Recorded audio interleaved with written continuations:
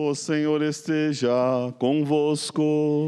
Ele está no meio de nós. Proclamação do Evangelho de Jesus Cristo segundo Mateus. Glória a vós, Senhor.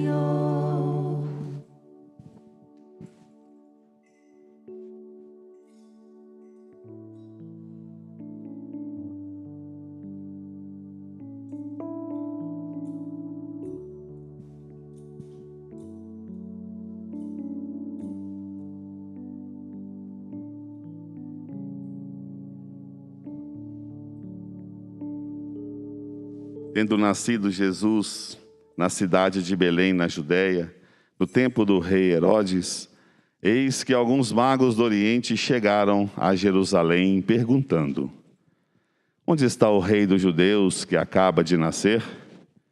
Nós vimos a sua estrela no Oriente e viemos adorá-lo.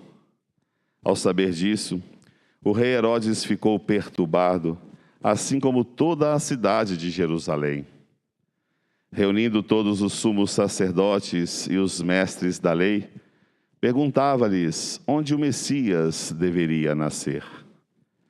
Eles responderam: em Belém, na Judéia, pois assim foi escrito pelo profeta: e tu, Belém, terra de Judá, de modo algum és a menor entre as principais cidades de Judá, pois de ti sairá um chefe que vai ser o pastor de Israel, o meu povo.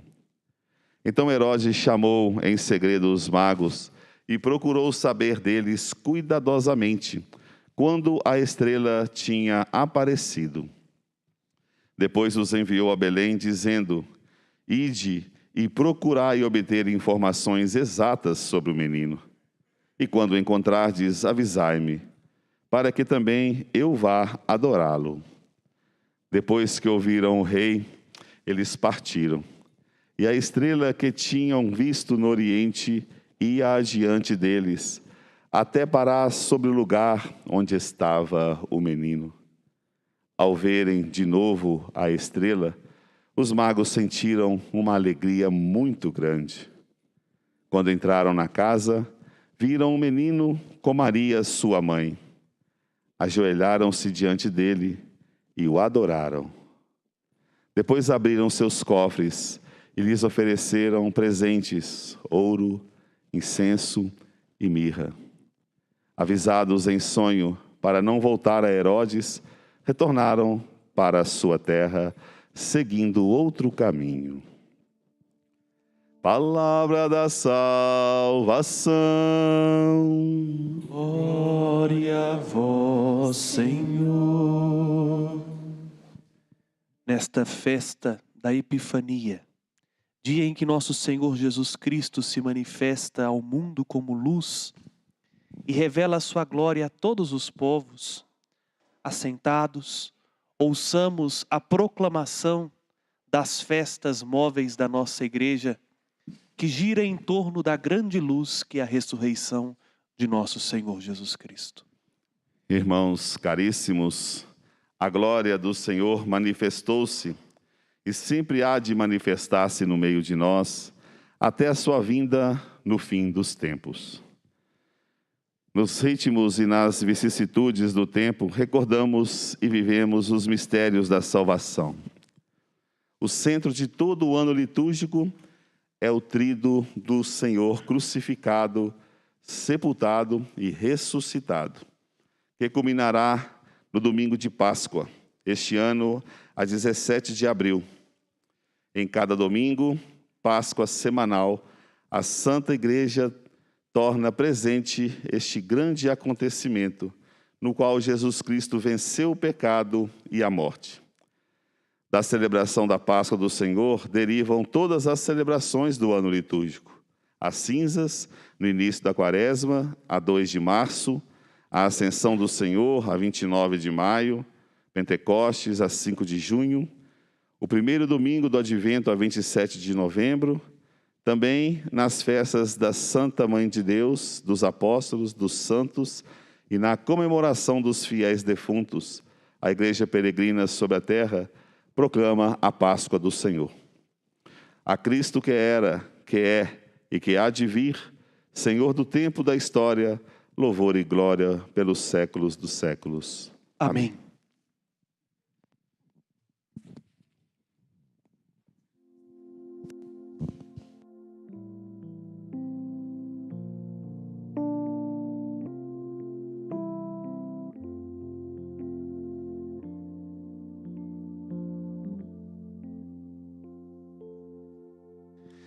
Reverendo Diácono Noraldino, queridos irmãos e irmãs que aqui estão presentes nesta casa de clemência e bondade, e tantos outros que se unem a nós graças à família dos devotos de Nossa Senhora da Piedade, nossos grandes benfeitores que nos permite chegar agora a tantos lares pelos veículos de comunicação, que a paz do Senhor que supera todo entendimento inunde os vossos corações e vossas mentes, para que esta luz que hoje celebramos vos confirme na fé. Hoje, dentro deste tempo do Natal, primeiro domingo do ano, nós somos chamados a contemplar nosso Senhor Jesus Cristo, a criança na manjedoura, mas mais do que isso, ver a glória de Deus. Celebramos a festa da Epifania. Em grego, Epifania significa manifestação. E nós podemos até nos perguntar, porque estamos acostumados com grandes manifestações. Na nossa visão contemporânea, algo para se manifestar precisa de ser algo que já passou dos limites da ordinariedade, do cotidiano. Por exemplo, uma doença, suponhamos, como tem enfrentado agora na minha família, o câncer. A pessoa, para ver a manifestação do câncer, se não for por um exame periódico que o manifeste, tem que ser quando a doença já está num grau mais avançado, que aí ela vai dar os sinais da manifestação. Ou então quando nós falamos de manifestações públicas, não é mesmo? Quando o povo se aglutina para reivindicar os seus direitos, a manifestação acontece em grande escala. Não adianta falar de uma manifestação se for uma única pessoa sozinha no meio da rua com um cartazinho. Se não tiver uma proporção grandiosa, a gente não consegue falar de manifestação. No entanto, a Epifania, a manifestação de Deus na manjedoura, contraria a nossa lógica. Porque o bebê não tinha nada de extraordinário aos olhos humanos. Era uma criança como qualquer outra criança. Um recém-nascido como qualquer outro recém-nascido, mas que mesmo sendo homem, não deixou de mostrar aquilo que de fato ele é, a sua divindade. Ele é Deus. Deus de Deus, luz da luz, Deus verdadeiro de Deus verdadeiro. Vejam, o sinal da manifestação de Deus não se dá em coisas extraordinárias, deslocada do mundo, deslocado da vida. Deus manifesta quem Ele é e faz com que contemplemos o fulgor de sua glória nas coisas banais, simples e cotidianas. Aos magos do Oriente, que são as grandes figuras da Epifania, nós vemos que também Deus se manifesta, mas com uma coisa tão, me desculpe a expressão, né, tão comum, tão banal, uma estrela. Aliás, ousaria perguntar, há quanto tempo nós aqui mesmo, não paramos para olhar para o céu e ver as estrelas? Não é mesmo? Tem quanto tempo que você não vê uma estrela na sua vida? E eu estou falando da estrela mesmo, que está lá no céu de noite. Porque a gente tem luz demais no nosso mundo, né? Tem a tela do televisão, tem o computador, tem o tablet, tem as luzes de LED espalhadas para tudo quanto é canto. Para que eu vou parar para olhar a estrela? A gente perdeu o encantamento com as coisas da nossa vida, com as coisas da natureza. Nós estamos pouco a pouco nos embrutecendo, nos robotizando, nos tornando como que máquinas, a serviço do dinheiro, a serviço do trabalho e perdendo aquilo que nós temos de melhor, a nossa vida neste mundo, com as pessoas que estão ao nosso lado e com os bens que Deus nos dispôs. Aqueles homens, não somente por força da sua profissão, porque são chamados de magos, porque eles eram estudiosos dos astros, são os astrônomos. Eles viram uma estrela diferente brilhar no céu, mas eram homens cultos. Sabiam que na mentalidade semítica, o nascimento de uma nova estrela no céu estava relacionado ao nascimento de uma pessoa muito importante na terra. Cria-se que quando via-se uma nova estrela, é porque neste mundo estava por vir, ou tinha acabado de vir, um rei muito forte, um rei glorioso. E considerando a localização dela no céu, fizeram com precisão o lugar onde supostamente teria nascido aquela pessoa tão importante, porque ao longo de tudo que eles tinham estudado, nunca tinham visto uma estrela com tamanho fulgor. E foram, seguindo a estrela, mas pararam no lugar onde eles achavam, segundo a razão, segundo a mentalidade deles, que era o lugar onde se nasce uma pessoa importante. Estavam errados? Não. Porque o que a gente aprende desde muito cedo? Que quem é importante, quem tem dinheiro, quem é grande aos olhos do mundo, nasce onde? Nos palácios. Pararam no palácio de Herodes e perguntaram: onde está o rei que acaba de nascer? Não estavam errados. Foram diante do rei para saber do filho. No entanto, esta notícia perturbou profundamente o coração de Herodes. Mas, a partir disso, o padre hoje tem um tempo muito abreviado. Quem dera se pudéssemos meditar com mais profundidade os textos dessa solenidade, mas para que os que estão nos acompanhando também pelos veículos de comunicação possam beber desta fonte até o fim, vou resumir um pouco para chegar onde o Espírito Santo me inspira.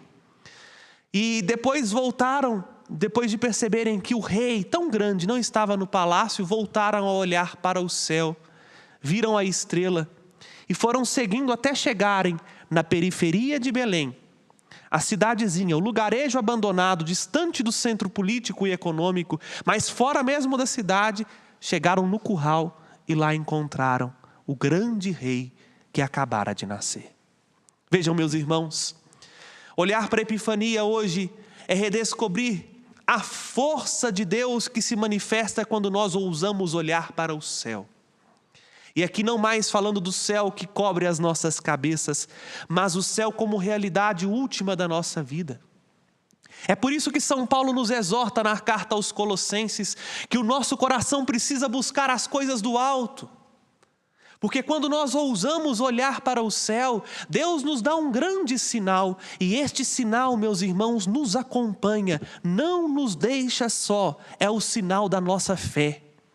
A fé é esta grande estrela que vai nos conduzindo com precisão ao lugar onde Jesus está, onde Deus se manifesta, onde no cotidiano da nossa história, ainda que seja um lugar deplorável, desprezível e sem atração nenhuma, como no caso a manjedoura de Belém, lá está o Senhor a nos esperar, de braços abertos para o adorá-lo. O problema é que muitas vezes, como os magos, nós vamos andando, seguindo a estrela da nossa fé, seguindo a nossa fé conforme ela nos orienta, mas vez ou outra nós nos damos conta de que não pode ser assim.